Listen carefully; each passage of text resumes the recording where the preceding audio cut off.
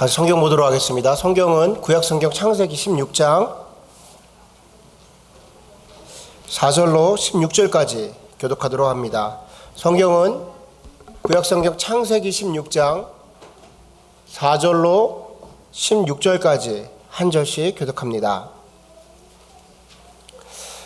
아브라함이 하갈과 동침하였더니 하갈이 임신함에 그가 자기의 임신함을 알고 그의 여주인을 멸시한지라.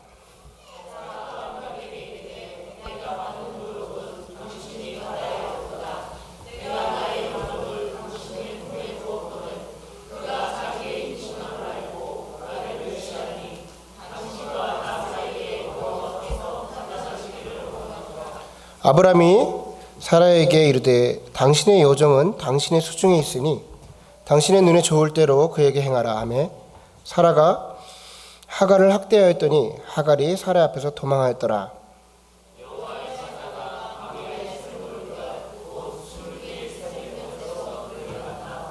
이르시되 사라의 여정 하갈아 내가 어디서 왔으며 어디로 가느냐.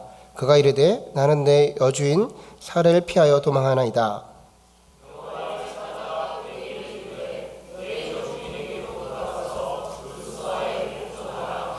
여호와의 사자가 또 그에게 이르시되 내가 내 씨를 크게 번성하여 수가 많아 셀 수 없게 하리라.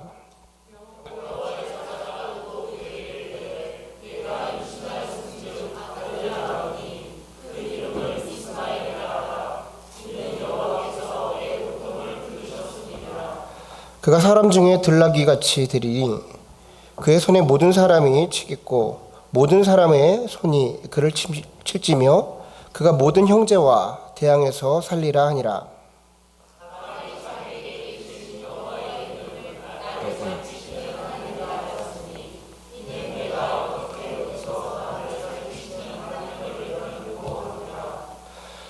이러므로 그 셈이 브엘레헤로이라 불렀으며 그것을 가데스와 베데 사이에 있더라.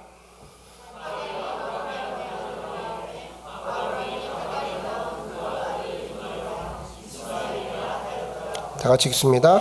하갈이 아브라함 86세였더라. 아멘. 자, 오늘 저와 여러분이 나눌 말씀의 제목은 하갈 이야기 인정하는 믿음이라는 제목으로 말씀 나누도록 하겠습니다. 저희는 지난주에 아브라함과 사라의 이야기를 좀 나눴습니다. 죄에 대한 이야기였어요.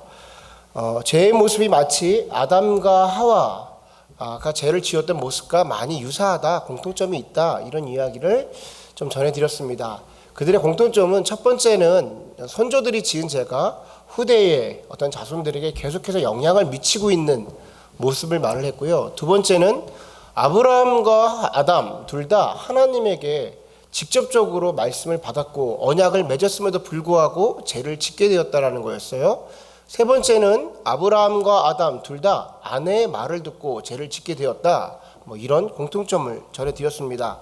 지난주 설교는 두 가지의 메시지가 있었습니다. 첫 번째는 무엇이냐면 성경의 말씀이 나의 말씀이 되게 하는 작업을 하자. 성령의 음성을 들어서 하나님의 음성을 통하여서 하나님의 말씀이 나의 마음속에 살아있는 말씀이 되게 하자라는 메시지를 전해드렸어요.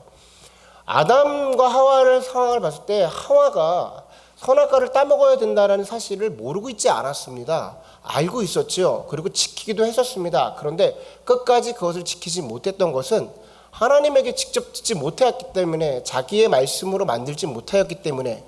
사라 또한 마찬가지입니다. 사라도 하나님이 자신에게 자녀를 줄 것을 알고 있었고 횃불 언약을 통해서 남편에게 들었지만 자기의 말씀으로 자리 잡게 하는 작업을 하지 못했던 것이죠. 그러니까 너무나도 쉽게 죄의 영역에 빠져들게 되었던 것입니다.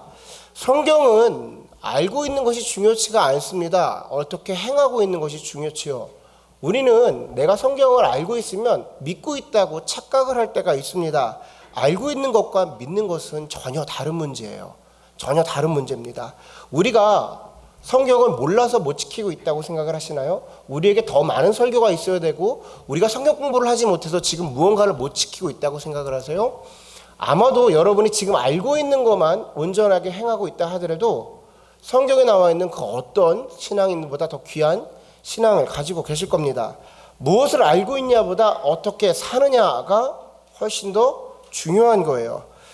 가만히 우리 삶을 한번 돌아보십시오. 여러분 삶 속에서 내가 하나님과의 관계 속에서 무언가를 지키고자 하고 이것이 신앙생활이야 라고 절제하기도 하고 예전의 모습과 지금의 모습 속에서 분별하고 행하지 않고 있는 것들이 있어요. 너무나도 유혹이 찾아와도 이건 진짜 아니지 라고 견디고 이겨내는 것들이 있습니다. 여러분 그런 말씀들 어디서 주워들은 것 믿고 있는 건가요?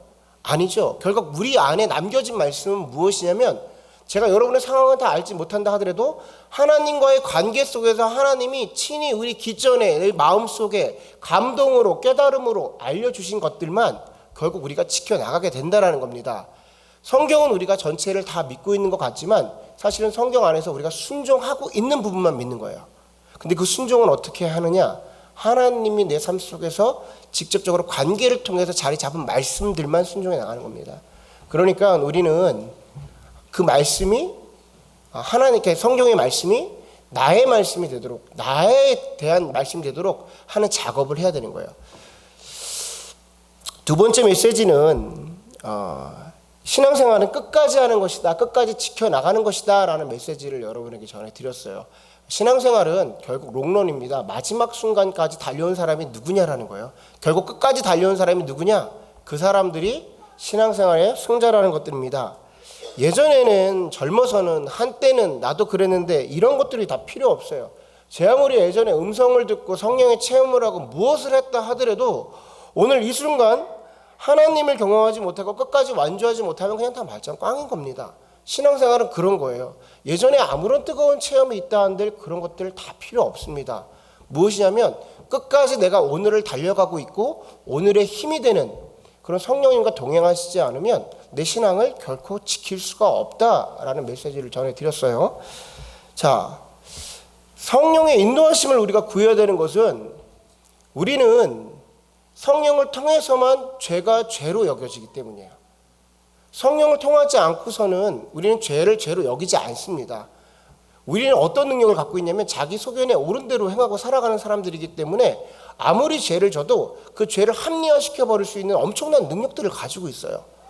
제가 여러분에게 만약에 이게 죄라고 얘기해주는 순간 정죄의 영역이 됩니다. 그래서 막 목사님 그럼 너 잘났으면 너 혼자 해라 그러면서 다 떠나가기도 하고 그래요.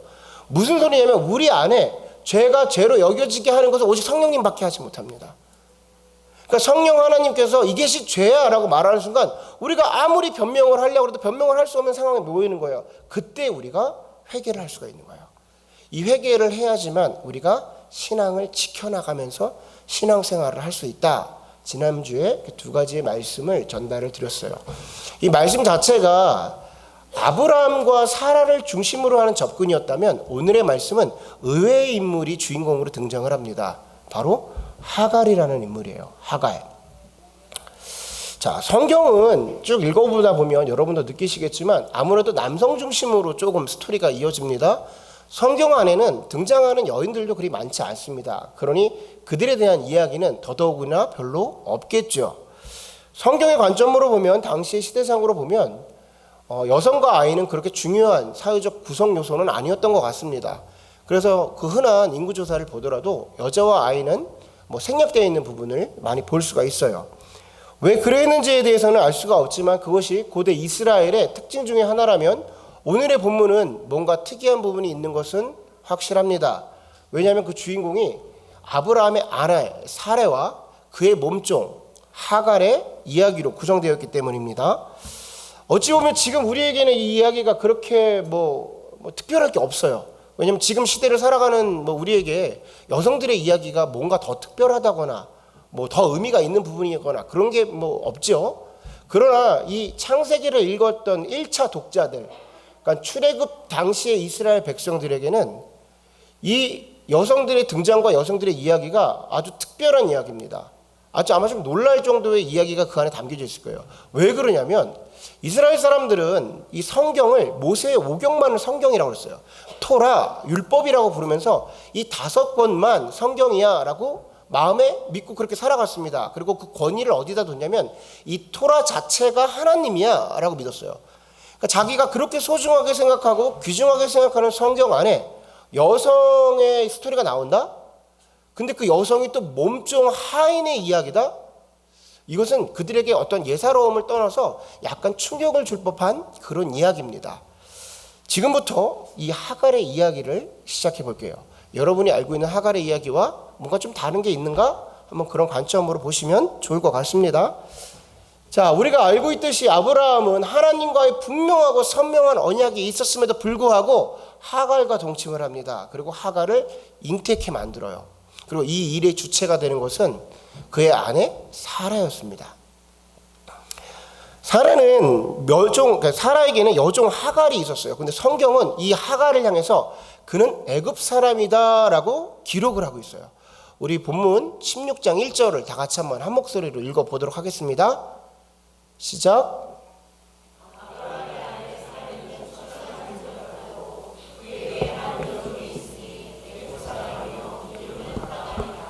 아멘.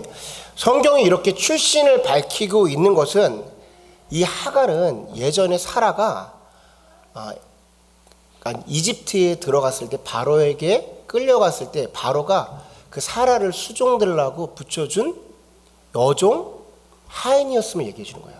이집트의 애굽 여종 소녀였다라는 것을 지금 성경은 이야기해 주는 겁니다. 이게 무슨 소리냐면 하갈은 사라의 인생에 있어서 가장 어렵고 가장 힘들었을 때에 그 가장 곁에서 그를 지켜주고 그의 필요를 채워줬던 사람이 하갈이었다라는 거예요. 사라가 얼마나 공포에 떨었는지, 얼마나 두려웠었는지, 얼마나 슬퍼했는지를 그 누구보다 가장 가까이에서 보고 느꼈던 사람이 바로 이 하갈이었다라는 거예요. 하갈은 사라가 다시 아브라함에게 가서, 그러니까 애굽을 쫓겨날 때 아브라함에게 갈 때 함께 사라를 쫓아갑니다. 생각을 한번 해보세요. 아무래도 몸종이 아무리 하찮다 하더라도 그 애굽이라는 곳은 자기의 식구들도 있었을 것이고 부모들도 있었을 것이고 자기의 친구들도 있을 것이며 자기가 자라난 고향인데 하갈은 사라를 쫓아갑니다. 사라를 쫓아가는 결정을 합니다. 이것은 사라 또한 하갈을 굉장히 아끼고 소중하게 여겼다라는 것을 보여주고 있는 거예요. 이렇게 하갈과 사라와 하갈은 서로 간에 신뢰를 갖고 있던 그런 사이였습니다. 그런데 그렇게 믿고 따르던 사라였는데 어느 날 갑자기 흥분된 어조로 명령을 내리는 거예요. 갑자기 다가와서 명령을 내리는데 그 명령이 자기의 남편인 아브라함과 동침을 하라는 거예요. 엄청난 사건을 지금 엄청난 이야기를 듣게 되는 것이죠. 우리는 그동안 성경을 볼 때 아브라함과 사라 중심으로 성경을 보기 때문에 하갈 그러면 뭔가 부정스러운 이미지를 갖고 있습니다. 뭔가 부정적인 이미지를 갖고 있어요. 이스마엘의 엄마라는 것이죠. 아브라함을 시험케 했다라는 겁니다. 그런데 이 스토리를 그대로 순수하게 하갈의 입장에서만 한번 바라봅시다. 하갈의 입장에서 바라본다면 하갈에게는 이 일은 너무나도 가혹한 행위였습니다. 너무나도 받아들이기 힘든 일이었다라는 거예요. 생각을 해보세요. 아무리 몸종이 여종의 소유에 있다 하더라도 하갈은 나이가 차면서 혼자서 이런 상상을 했습니다. 나도 언젠가 좋은 남자를 만나서 결혼도 하고 좋은 가정도 이루고 자녀도 낳아야지. 그리고 마치 그것을 준비를 하고 있었을지도 몰라요. 근데 사라가 어느 날 갑자기 와서 자기의 남편과 동침을 하라는 겁니다. 이것을 받아들이는 것은 실제로 너무나도 힘든 일이었을 거예요. 그리고 그것은 계획대로 그렇게 어쩔 수 없이 진행이 돼버립니다. 여러분, 하갈의 마음이 어땠을까요? 하갈의 입장에서 한번 성경을 바라보죠. 하갈은 이 일을 당하면서 어떤 마음이 안에 들었을까요? 후에 하갈은요, 자신이 아브라함의 아이를 임신한 것을 알게 됩니다. 그러면서 자신의 신분이 그리고 자신의 포지션이 어떻게 변했는지도 알게 되는 것이죠. 지금 내가 여종의 신분이긴 하지만 내 안에 있는 아이가 태어나게 되면 이 부족의 후계자가 될 거고, 그럼 시간이 지나서 이 부족의 대모가 될 거다. 그와 동시에 마음속에 자기가 억누르고 있었던 사라에 대한 미움과 원망 동시에 터져나오게 되는 겁니다. 사라는 자신의 한 번의 실수로 일이 점점 커지는 것을 직감하게 됩니다. 그리고 자신의 여종에게 엄청난 수모를 겪고 있는 것도 너무나도 수치스럽게 여기게 돼요. 그래서 아브라함에게 달려가서 그 불만을 막 토해냅니다. 그 불만이 본문 5절이에요. 우리 5절을 다 같이 한번 읽어보도록 하겠습니다. 본문 5절 읽습니다. 시작.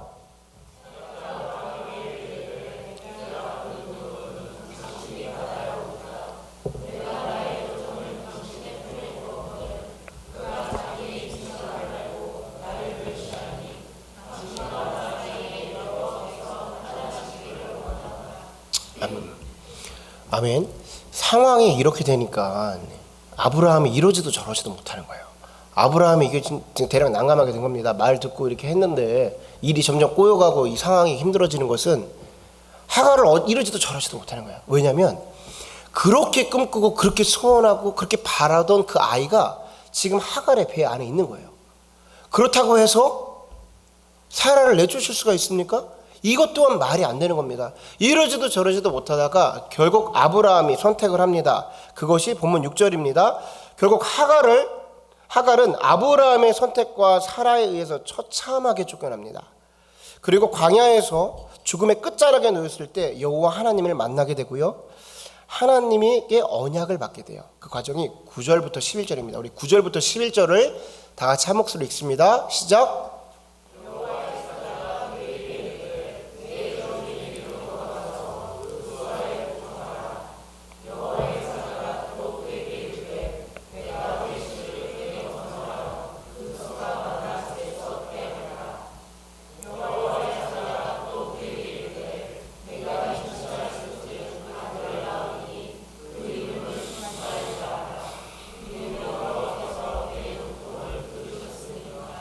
아멘. 여러분 한번 가만히 생각해 보세요. 하갈이 떠나고 나서 쫓겨나고 나서 아브라함과 사라는 어떤 심정이었을까요? 여러분 그들은 신앙인이었습니다. 그리고 그 당대의 시대를 대표했던 신앙인들이었어요. 그들에 의해서 한 여인의 인생이 박살이 납니다. 갈기갈기 찢겨요. 그 여인은 원하지도 않았는데 임신케 되었고요.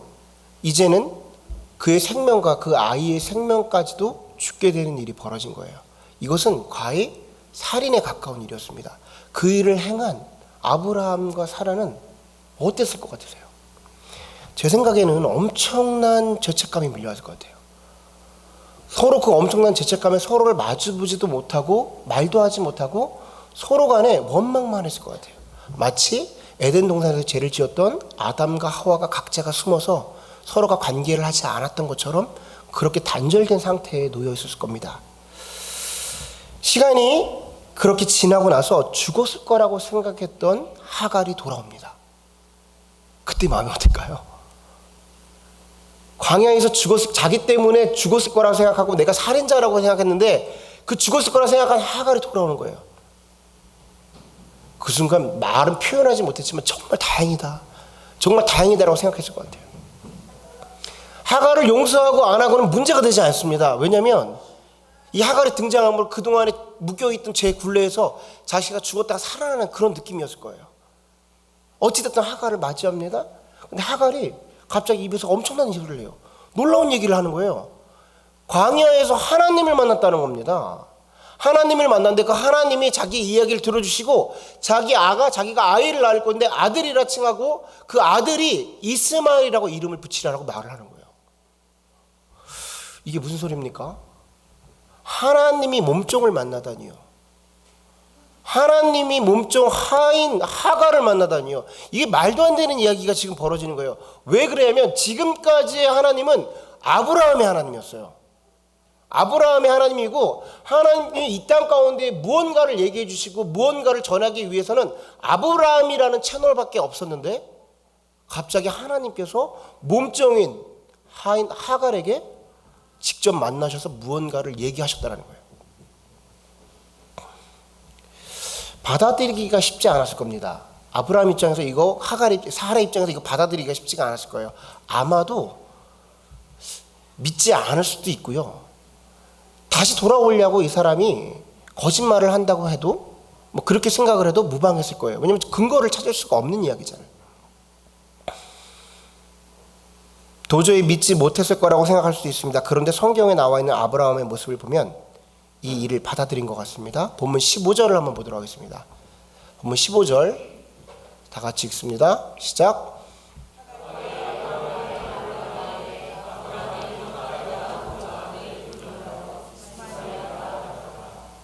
아멘. 아브라함이 그 아들의 이름을 짓는데 이스마엘이라고 줘요. 중동에서 아들의 이름을 짓는 건 전적으로 아버지에게 주어진 권한입니다. 그런데 아브라함이 이스마엘이라고 이름을 져요. 이거는 하갈의 말을 들었다라는 것이 아니라 하갈이 만난 하나님을 인정했고 더 나아가서 하갈까지 인정했다라는 거예요. 오늘 본문이 우리에게 주는 메시지는 다른 사람의 신앙을, 다른 사람의 하나님을 인정하라는 겁니다. 다른 사람이 만난 그 하나님을 함께 인정해 줘야 된다는 거예요. 여러분, 신앙생활을 하다 보면 신앙생활은요 되게 매력이 있는 일이에요. 되게 매력적인 일입니다. 살아계신 하나님을 만난다는 거예요.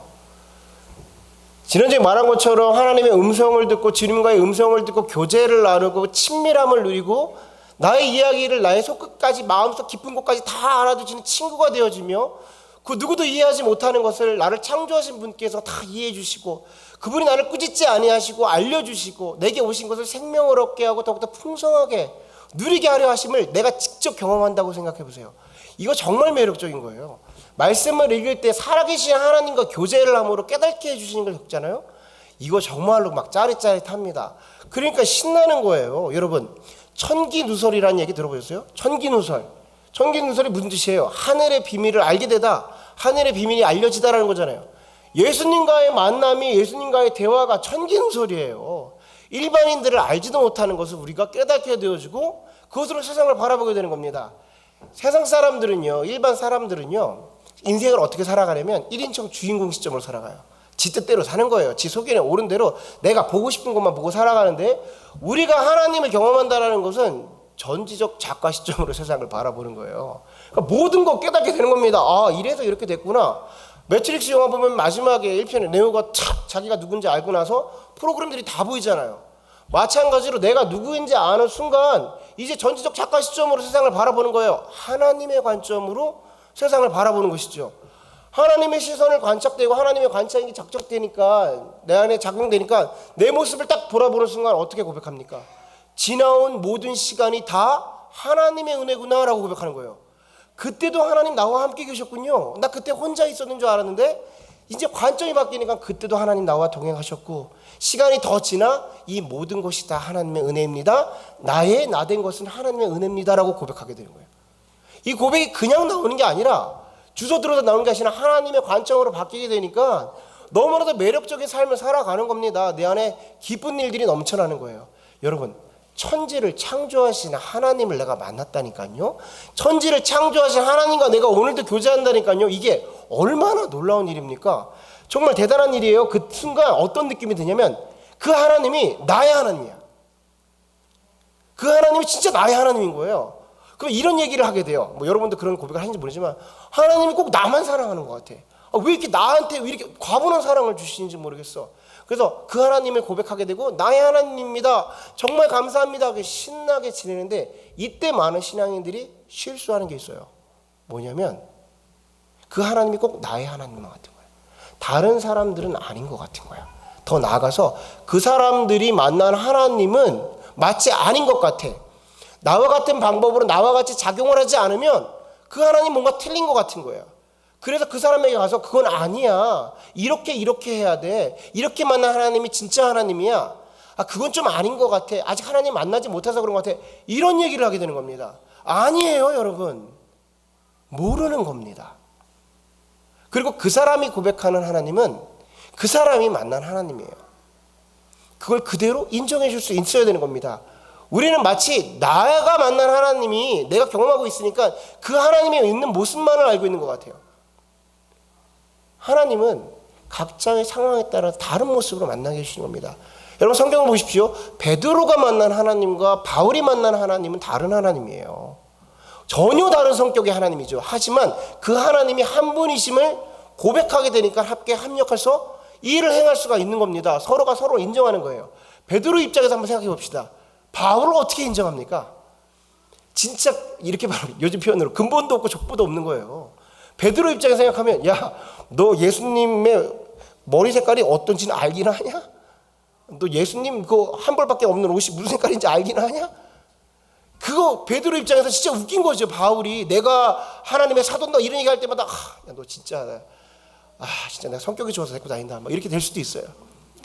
근데 바울 입장에서 바울 입장에서 베드로 보면 답답해 죽는 거예요. 답답해 죽는. 야, 네가 하나님의 제자로서 예수님을 만난 자로서 네가 그렇게 살아갈 수 있느냐? 나에게는 그런 권한이 없냐? 막 쏴붙여요. 베드로에게 쏴붙였던 사람은요 바울밖에 없어요. 바울이 족보가 있습니까? 근거가 있습니까? 근데 막 쏴붙이죠. 근엄하게 혼날 때는 혼난단 말이에요. 근데 그들이 그려 할 수 있는데도 불구하고 서로가 서로를 인정했으면 그들이 만난 하나님을 인정해 준 거예요. 그래야 교회가 하나가 되고 함께 하나님의 일을 할 수가 있는 거예요. 지지난주에 이제 수요 찬양을 하는데 우리 세환 씨가 처음 등장을 해서 우리 설교가 이렇습니다. 실명 설교를 막 해요. 적응되실 겁니다. 이제 좀 있으면 세환 씨가 나와서 찬양을 인도하는 거예요. 찬양 인도하시는데 이제 얼마나 어색하시겠습니까? 이제 교회 오신 지 얼마 안 됐는데 찬양 인도도 하고 찬양 인도를 하는데 제가 정말 이렇게 되게 굉장히 오래간만에 신선함을 느꼈어요. 무슨 소리냐면 야, 우리 세한 씨를 만나주신 하나님은 되게 부드러운 하나님이구나. 세한 씨가 부드럽잖아요. 되게 이렇게 항상 이렇게 뭐랄까 친근하고 따뜻한 느낌이 있잖아요. 야, 그렇게 역사하시는구나. 찬양을 하는데 찬양 안에 계속해서 그 본인이 만난 하나님이 너무나도 자연스럽게 들어있는 거예요. 그 하나님은 저희 하나님과 좀 달랐습니다. 저희 하나님과는 조금 다른 모습이었어요. 부드럽고 따뜻하고 온유하고 나의 하나님이 그런 게 없다는 게 아니라 계신데 그 안에 세환 씨가 누리고 있음이 느껴졌어요. 기도 제목을 하나를 내셔도 너무 부드럽게 나한테 다가오는 거야. 제가 진짜로 오래간만에 은혜롭다. 저의 하나님은 사실은 조금 약간 야전에 계시거든요. 야전에 계셔서 막 거칠게 잘 끌어가시기도 하고 다그치시기도 하고.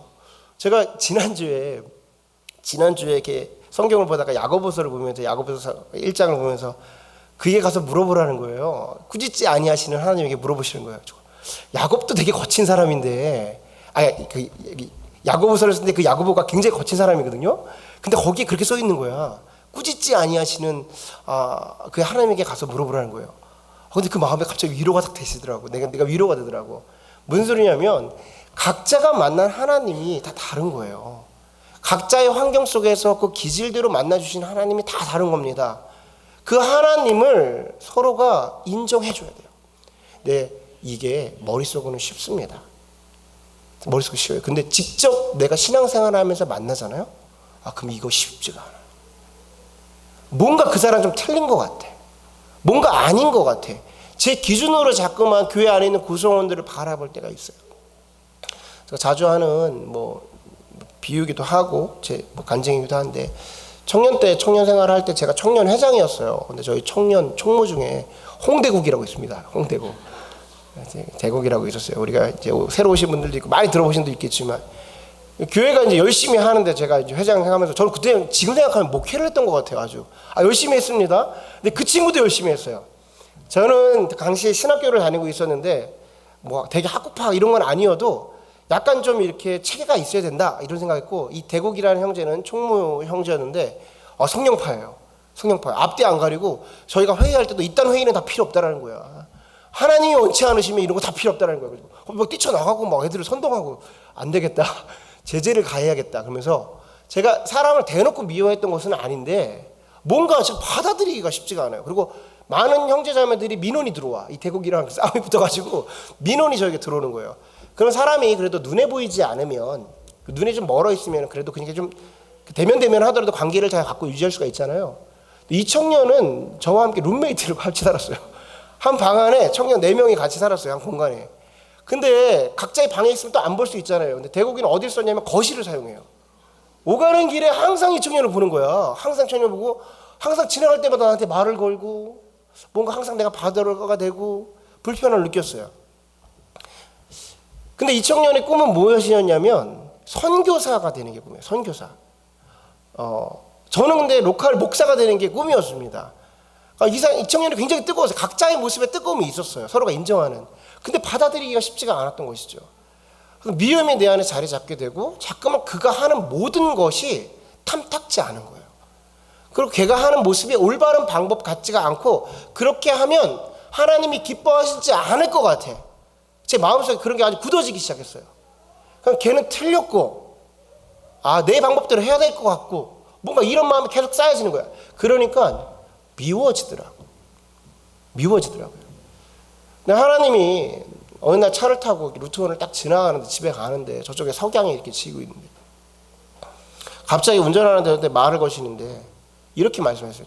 이거는 정말 선명하게 들었어요. 대국이도 내가 사랑하는 아들이야. 대국이도 내가 사랑하는 아들이고 선교사로 쓸 아들이야. 그런데 목사가 선교사를 인정하지 않으면 누가 인정하냐?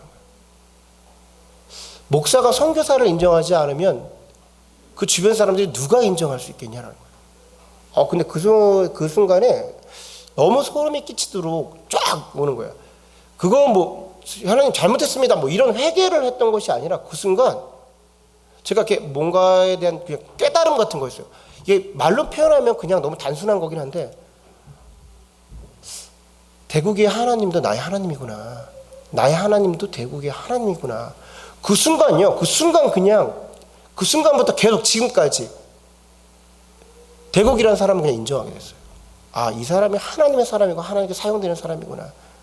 내가 표면적으로 엄청나게 뭘 도와주고 그렇지 못한다 하더라도 이 사람의 가는 길이 틀리지 않았음을 인정해 줘야겠다.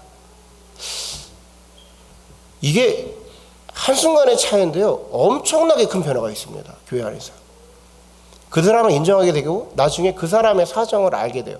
우리가 오늘 하갈의 이야기를 들으면서 하갈은 우리에게 항상 부정적인 사람이지만 하갈의 뒷이야기를 들으면 하갈이 왜 그러했는지 이런 걸 좀 알 수가 있잖아요. 대국 형제가 그동안 왜 그랬는지 조금씩 알게 되는 거예요. 무슨 일들이 벌어지는지. 그리고 전 더 나아가서 함께 교회 안에서 뿐만 아니라 많은 사람들이 서로를 인정해 주면서 좋은 하나님의 모습을 교회가 장착했다라고 생각을 하게 됐습니다. 자, 제가 오늘 메시지를 전하면서 다른 사람의 하나님을 인정해 주어야 한다. 우리가 교회 구성원으로요, 이것을 하지 못하면 하나님은 교회 안에서 역사하시지 않습니다. 왜 그러냐면 이 교회가 예수 그리스도의 몸된 교회이기 때문에 그래요.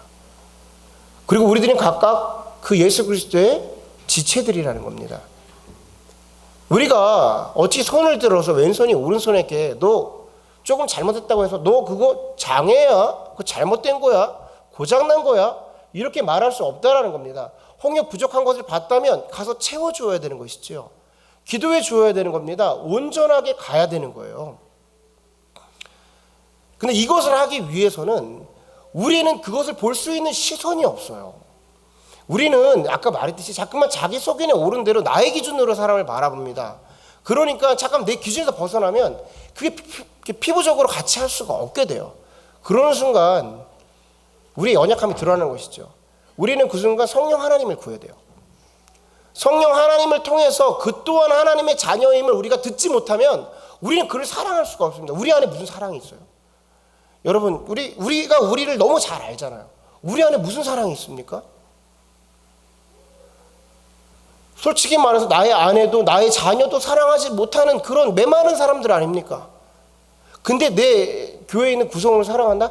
성령님을 통해서 내 안에 그런 기름 부으심이 있지 않으면, 하나님의 사랑이 내 안에 있지 않으면 품어낼 수가 없는 거예요. 거짓으로 사랑하고 거짓으로 사랑합니다 입으로 얘기하고 진짜 여기서 한번 싸움 한번 해보자요. 다음 주부터 얼굴도 보기 싫어요. 제가 자주 비유하잖아요. 제가 전 교회에 있을 때 우리 권사님 두 분 둘 다 신앙인이신데 싸움이 붙어가지고 니만 하나님 있냐고, 니 하나님만 하나님이냐고 대판 붙었어 식당에서. 그러고 나서 권사님이 저걸 보기 싫다고 9시 예배 나오셔. 한 권사님은 11시 예배 나오셔. 두 분의 동선이 교회에서 부딪히는 일이 없어. 한 교회를 섬겨 나가시고 각각 파트에서 열심히 하시는데 둘이 만날 일이 없어요. 한 2년 동안 만날 일이 없어. 동선이 틀려. 여러분, 너무 안타까운 소식 아닙니까? 우리 교회는 일부 예배밖에 없잖아. 싸움 큰일 나. 싸움 큰일 나. 이거 뭐 맨날 밥도 같이 먹어야 돼가지고 곤란합니다. 우리가 서로를 사랑할 수 있다고 생각하는 것은요, 정확하게 얘기해 드릴게요. 현재 지금 우리 구성원들이 내가 실수하지 않을게 당신도 나에게 실수하지 마. 갖고 있기 때문에요. 우리가 살아가는 게 이렇게 불안불안 아슬아슬 그렇습니다. 실수하면요, 우리가 서로에게 실수할 적 있죠. 우리 안에도 갈등이 있은 적 있죠. 우리 안에 사랑이 넘쳐나서 아유 실수했나 봐 싶으십니까?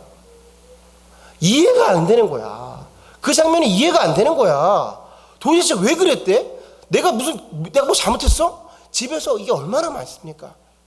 우리 안에는요 사랑이 없어요.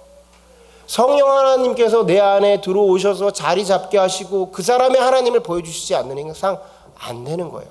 그래서 교회 안에 지금 우리가 이 시점에 구해야 될 것은 무엇이냐면, 우리 교회 가운데 임하고 계시고 있고 인도하고 계신 성령의 띠로 묶고 계신 그 성령 하나님을 구해야 되는 거예요. 지금 우리가 필요한 게 그겁니다. 우리 교회 가운데 지금 제일 소중한 게 뭐냐면, 이제 각각 하나님이 불러주시기도 하고 마음을 모으기도 하시고 서로 간에 애정도 갖게 하셨는데 다 인간적인 거야. 다 사람적인 거야. 이렇게 하면 어느 구성원들도 어느 사회 조직도 다 좋아. 그런데 성령으로 묶여지지 않으면 서로의 잘못이, 서로의 실수가 내 안에 그대로 눈으로 보이게 되는 거예요. 상처까지도 부족감까지도 그 연약함까지도 품어낼 수 있어야 돼요. 여러분, 이거는요 우리가 아무리 백날 첫날 다짐해도 나 사랑해야지 다짐해도 없어요. 안 돼. 그 다짐을 하기 위해서는 성령 하나님 우리 교회 가운데 임하게 해주십시오. 초대교회 가운데 모습을 보세요. 초대교회 사도행전에 나오는 초대교회의 모습을 보십시오. 당시 로마의 그 지배하에 있었다라니까요. 요세푸스의 기록을 보면 60%에서 70%가 다 거지였대요. 이스라엘 백성들이 다 가난했단 말이야. 근데 서로가 떡을 떼고 서로의 필요에 따라서 공급하고 자기의 재산을 팔아 그들에게 공급하며 이걸 어떻게 할 수 있었다고 생각하세요?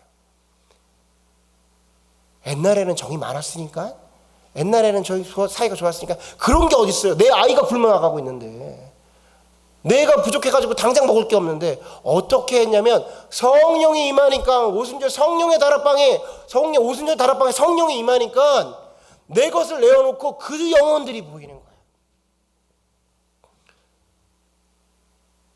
이 성령의 띠를 띠고 가는 성령님을 소유해야 됩니다. 얼마 전에 제가 이제 목회자니까 이런 생각이 드는 거예요. 왜 우리 교회 사람들이 더 안 오지? 전도해야 되나? 전도의 메시지를 전해야 되나? 근데 내 마음속에 전도의 메시지는 없어요. 하나님이 주시는 전도의 메시지는 없어. 근데 그냥 인간적으로 우리 그냥 열심히 하고 하나님 좋아 보이실 텐데 왜 사람들이 안 오지? 주변에서 뭐 좋은 소식도 나고 좋은 소문도 나고 가고 싶어요. 뭐 이런 얘기, 뭐 희망 고문, 막 목사 희망 고문하는 거 있잖아요. 하고 싶습니다. 너무 좋다 들었습니다. 근데 나타나질 않아. 맨날 들어. 없어. 그런 사람 나타나질 않아. 왜 안 오지? 이런 생각을 하다가 하나님이 마음속에 그냥 스쳐 지나가면서 무엇을 줄 수 있는데? 그러니까 이런 생각이 드는 거예요. 우리가 누군가가 오면, 새로운 사람이 왔다고 칩시다. 너무 좋은 교회라고 얘기를 들어서 창조교회 오고 싶어서 왔습니다. 그러면 우리 마음이 얼마나 좋겠어요. 정말 좋지 않겠습니까? 열심히 하지 않겠어요? 뭔가 제공해주기도 싶고 도와주고 싶기도 하고, 뭔가 우리가 좋다니까, 좋은 집단이니까 잘해줄 것 같아. 근데 그 안에 우리가 담고 있는 생명, 우리가 누리고 있는 성령 하나님, 우리가 지금 소유하고 우리 교회 가운데 임한 성령님으로 전해주지 못하면 신천지랑 뭐가 달라요? 그 구원파랑 뭐가 다릅니까? 여러분, 이단들이요 엄청 잘해. 진짜 잘해요. 가면 따뜻해. 거기 우리 부모보다 더 잘해주는 것 같아요. 거기 정말 따뜻한 곳이에요. 모든 게 다 해결되고. 거기 뭐 이단 같은 데 가가지고 눈물이라도 한번 흘려봐. 장난 아니고 거기서 막 다 같이 막 안아주고 막. 근데 그 모습이 예수를 전해주지 못하고 우리가 품고 있는 생명을 전해주지 못하고 성령 하나님을 그들에게 딱 전해주지 못한다면 그게 그 사람들이랑 우리랑 다를 게 뭐가 있어? 그러니까 지금 우리는 이 시점에 하나님께서 모으셨으면 그 성령을 받아내기 위해서 애를 쓰라고 지금 이 자리에 모셔놓은 겁니다. 이제 이 교회의 주인 되시겠다라는 거예요. 내가 성령의 끈으로 묶을 거야, 너네. 성령의 끈을 묶어서 다 내가 원하는, 내가 좋아하는 나의 백성들로 만들 거야 라는 거예요. 그러면 이 안에 하나님이 역사하신 거죠. 우리가 그렇게 말하는 것처럼 예수님이 주인 되신 교회가 되는 거예요. 그러면 누군가 오면 우리 부담감이 없어. 누군가 새로운 사람이 와도 부담감이 없어요. 왜 부담감이 없냐면 생명이 있거든. 내가 전해줄 게 있거든. 금과 은은 내게 없거니와 내게 있는 것으로 내게 주려니 일어나 걸으라라고 말하는 거예요. 야, 그 자리에서 나와. 나에게 있는 예수를 보여줄게. 우리가 누리고 있는 생명을 보여줄게. 일어나. 그 어둠의 자리에서 일어나. 말할 수 있는 거예요. 여러분, 거기에 생명 없겠습니까? 그거 작용 안 하시겠어요? 베드로가 자기가 있으니까 준 거예요. 어제까지만 해도 예수님을 피해 다니고 로마 병정도 피해 다니고 그렇게 숨어서 기도하는 베드로가 내 안에 있는 게 확실하니까 이거는 전과 후가 확실한 거야. 그러니까 베드로가 그 자리에서 내게 있는 것으로 내게 주니라고 말하는 거예요. 여러분, 지금 우리가 새로운 사람이 왔어. 뭘 줄 수 있죠? 그냥 우리를 막 공주에 몰아세우는 게 아니고 진짜 객관적으로 우리가 뭘 줄 수 있죠? 우리가 열심도 있는데 개개인적으로는 경험도 줄 수 있고 개개인적으로는 내가 만난 하나님도 얘기할 수 있고 다 그런 게 갖고 계신 분들이에요. 근데 교회가 줄 수 있는 건 뭐가 있지? 우리가 합심해서 이 교회 가운데 임한 성령님은 어떤 게 있지? 조금 우리가 부족할 수 있습니다, 여러분. 우리가 이 부분에서 조금 나약할 수 있어요. 우리가 뭐에 집중해야 되냐면 이 성령 하나님 우리 예배 가운데 임하여 주옵소서. 저희가 원하는 건 단순하게 그 예배 한 번 성공 이런 거 원치 않습니다. 계속해서 성령의 띠로 묶으셔서 우리를 끌고 가주시고 인도해 주시고 주인 되시고 선장 되시고 그런 우리의 하나님 되어 주십시오라고 말하는 거예요. 이제 나의 하나님을 넘어서서 이 교회 가운데 임한 하나님을 여러분 드려야 됩니다. 바라기는 오늘 말씀을 통해서 우리가 형제 자매 서로 간에 하나님을 인정하되 더 나아가 그 하나님을 인정할 수 있도록 이 교회 가운데 임하는 성령님 임하게 해달라고 또 그런 것을 우리 누릴 수 있는 신앙인이 되기를 주님의 이름으로 축원합니다. 아멘. 우리 이 시간에 다 같이 한번 자리에 일어나셔서 찬양하고 또 기도하는 시간 갖도록 하겠습니다.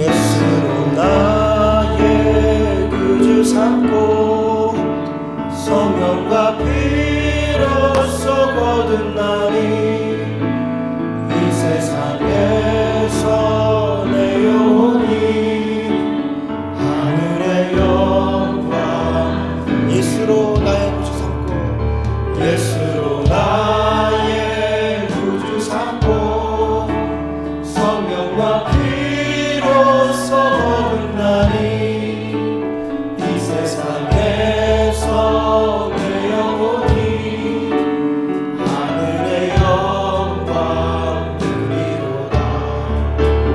이것이 나의 간증이요 이것이 나의 찬송일세. 나 사는 동안 끊임없이 구주를 찬송하리로다. 온전히 주께 맡긴 내 영 사랑의 음성을 듣는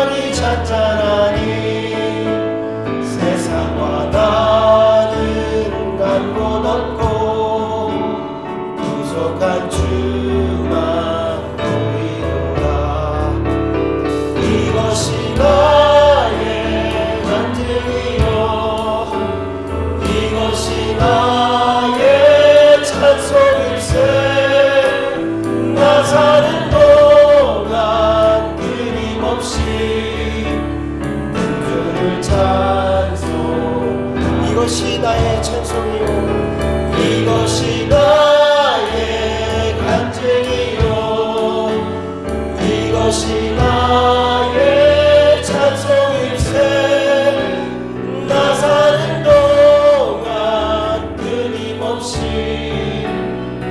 주를 찬송하리로다. 이것이 나의 간증이요 이것이 나의 찬송일세 나 사는 동안 끊임없이 구주를 찬송하리로다. 우리 이 시간에 한번 기도합니다. 주님, 귀한 말씀을 들었습니다. 주님은 나에게 그렇게 인도하셨던 하나님입니다. 나의 하나님이시고 그 지난 모든 나라들이 은혜였고 지금도 나를 인도하시는 하나님이시며 나의 하나님이십니다. 내 옆에 있는 나의 형제들을 그 하나님을 인정하게 하시고 더 나아가서 그들을 인정하고 그들을 품고 때때로 그들의 부족함을 내가 채울 수 있는 그 주님의 사랑을 허락하여 주옵소서.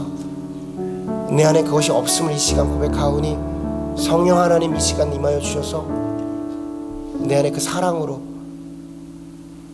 그 구성원들을 바라보게 하여 주옵소서. 다 함께 기도하는 시간 갖도록 하겠습니다. 사랑의 하나님 아버지, 이 시간 가운데에 내 마음 가운데에 주님의 사랑을 허락하여 주옵소서. 이 메말라서 때때로 주여 나의 사랑이라 말하는 것이 냄새가 나고 때때로 그런 것들이 문제를 일으키고 내 안에 사랑이라는 것들로 행하였을 때 주님 상대방이 전혀 느끼지 못하는 그런 메마른 사랑을 할 때가 너무나도 많음을 고백합니다.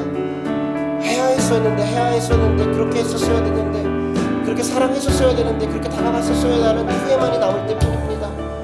주님, 너무나도 자동적으로 그렇게 되기를 원하고 내 안에 넘치는 사랑으로 그들을 품기를 원하고 주여 내 사랑으로 그들을 주여 품어내서 주여 회복해 하기를 원하는데 주님, 내 안에 그런 것이 없음을 고백합니다.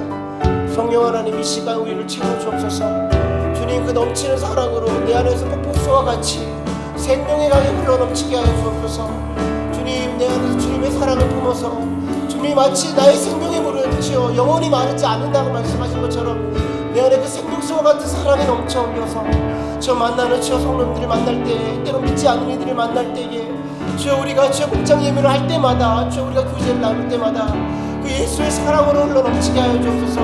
때때로 상대방이 내가 이해하지 못하는 일들을 행한다 하더라도 때때로 내가 도저히 받아들일 수 없는 행동을 한다 하더라도 그 일을 인도하고 있는 하나님을 바라보게 하여 주옵소서. 주여 뭔가는 나와 다름을 주여 내가 이해할 수는 없지만 그도 인도하고 계신 하나님을 주여 우리가 고백하게 하여 주옵소서. 하갈의 신앙을 인정했던 아브라함의 신앙을 그 겸손함을 바라봅니다. 주님, 그 몸종에 만났던 하나님도 인정하는 그 아브라함의 겸손을 주여 이 시간 배웁니다. 아버지 하나님, 나에게도 그 사랑과 그 겸손을 허락하여 주셔서 모든 이들이 만났다 하루 쓰러지는 그 예수를 고백할 때에 주여 그를 인정하고 그의 하나님을 인정할 수 있는 그런 신앙인이 되게 하여 주옵소서. 아버지 하나님, 내 안에 그 사랑을 허락하여 주옵소서. 이방 가운데에 주여 진정으로 고백할 때에 이 예배 시간 가운데에 그 사랑을 고백할 때에 하나님 아버지 주님께서 채워주시는 그 사랑을 허락하여 주옵소서. 주여 내 안에 그것이 담겨지기를 원합니다. 아버지 하나님, 내가 누린 하나님이 그 평안케 하시고 풍성케 하신 하나님을 이제 그 세상 사람들에게 나타낼 때에 주여 나를 인도하시는 그 하나님으로 성령 하나님으로 드러날 수 있도록 하나님 우리를 붙잡아 주시옵소서. 우리 안에 더욱더 풍성한 사랑이 있기를 원합니다. 메마른 것이 아니라 갈라져 나가는 그런 주여 빈곤하고 주여 그렇게 너무나 드라이한 그런 사랑이 아니라 너무나도 주여 부족하고 넘쳐나고 주여 내가 누리길 원하며 향기롭고 오물기 원하는 그런 놀라운 사랑이 우리 가운데에 넘쳐나게 하여 주시옵소서. 우리 이 시간에 한 시간까지 더 기도 제목을 두고 기도합니다. 이 시간 성령 하나님 우리 교회 가운데에 임하시는, 교회가 받아내는, 교회와 동행하시는 성령 하나님을 누리기를 원합니다. 주님, 우리 가운데 임재하여 주시옵소서. 성령의 띠로 이 참 좋은 교회를 묶어주시고 주님이 원하시는 곳으로 우리를 인도하시며 우리의 선장이요 우리의 하나님 되어 주시옵소서. 주님이 묶으신다면 묶이겠습니다. 주님이 끄신다면 끌려가겠습니다. 그 길이 우리로 하여금 더욱더 풍성케 하고 생명을 주시는 생명길인 줄 믿사오니 우리의 하나님 되어 주시옵소서. 우리 교회에게 임할 성령 하나님을 구하는 기도하도록 하겠습니다. 성령 하나님, 이 교회 가운데에 성령 하나님 임하게 하여 주옵소서. 주님, 우리가 담아낸, 우리가 누리고 있는, 진짜 우리가 주여 경험하고 있는 주여 그 하나님을 갖기를 원합니다. 교회 가운데 임하여서 예배 가운데에 예배에 참여할 때마다 그 예수로 우리가 회복해 되어지고 고침받아지고 은혜를 누리고 온전케 되어지는 그 하나님을 경험하기를 원합니다. 우리 교회 가운데에 이 교회를 인도하시길 원하시고 우리를 만들길 원하시고 주님의 뜻대로 행하기를 원하시는 그 성령 하나님 임하여 주시옵소서. 우리의 그릇들을 비워버리고 가난한 심령으로, 메마른 심령으로 주님을 기다립니다. 주여, 그 메마른 심령 가운데에 성령 하나님 임하여 주셔서 우리로 하여금 하나님의 나라가 임하게 하여 주시옵소서. 주여, 주님을 누릴 때에 우리 교회가 더욱더 놀라운 일들을 행하길 원합니다. 아버지의 일에, 그 놀라운 일에 참여하기를 원합니다. 아버지, 그 주여, 우리 가운데 임하시는 성령 하나님 경험케 하여 주옵소서. 개개인으로 누린 성령 하나님이 있을 것입니다. 내가 경험하고 있는, 내가 체험하고 있는 성령 하나님이 있을 것입니다. 아버지, 더 나아가서 이 교회가 품고 있는 그 성령 하나님을 임하기를 원하고 있사오니 성령 하나님 임재하여 주어서 우리 예배 가운데 쉐카나의 영광이 임하게 하여 주시고 그 은재 가운데 우리가 지어 우리 자신을 무릎 꿇고 우리 자신을 회개하며 주님 앞에 나아갈 수 있는 주님의 종들 될 수 있도록 아버지 함께하여 주시옵소서. 아버지, 우리의 연약함을 주여 주님의 성령으로 채울 수 있음을 고백합니다. 우리의 나약함과 우리의 주여 그 부족함을 오직 성령 하나님으로 채울 수 있음을 고백하오니 성령 하나님이 교회 가운데에 임하여 주옵소서. 각각의 모임 가운데에 새벽에 예배를 드릴 때에, 수요일에 찬양을 드릴 때에, 목장 가운데 모일 때에, 주일 예배를 드릴 때에 그 모든 예배 가운데에 성령 하나님 임하여 주셔서 아버지 주님으로 채움받아 돌아갈 수 있는 주 우리 풍요롭고 넘쳐나는 신앙을 생활할 수 있는 우리 모두가 될 수 있도록 아버지 함께하여 주시옵소서. 그 성령 하나님을 구합니다. 그 성령 하나님을 구합니다. 아버지 하나님, 우리를 인도하여 주옵소서. 우리 하나님 되어 주옵소서. 아버지,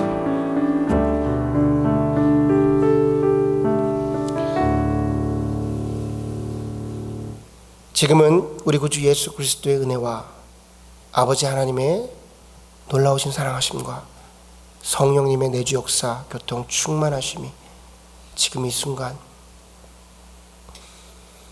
나의 하나님을 넘어서